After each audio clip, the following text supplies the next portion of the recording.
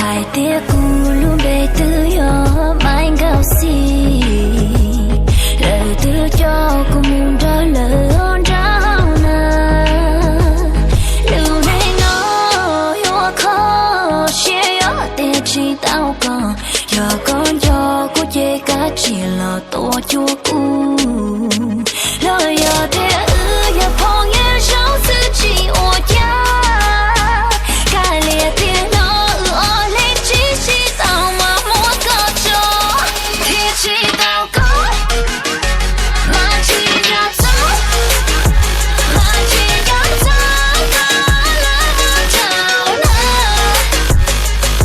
lúc xưa một tia tao có lúc xưa một tia tao có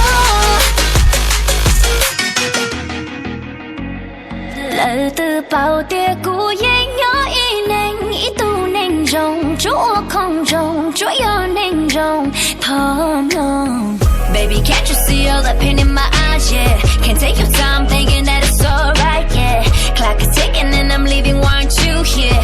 Flashback to last night when you were there. Said I'm a good woman, why you gotta do that? Said you wanna love me, but you can't even be here. Baby, through the time, yeah, I wish you right. Said you love me till the day I die. Why you gotta lie though? Why you gotta hide though? I'm about to live with strangers, so where you at though? Who's up on your door? Từ bao giờ lời yêu trong cùng một giờ có chỉ là bác cũng sao được cơn cháy. Thiên chỉ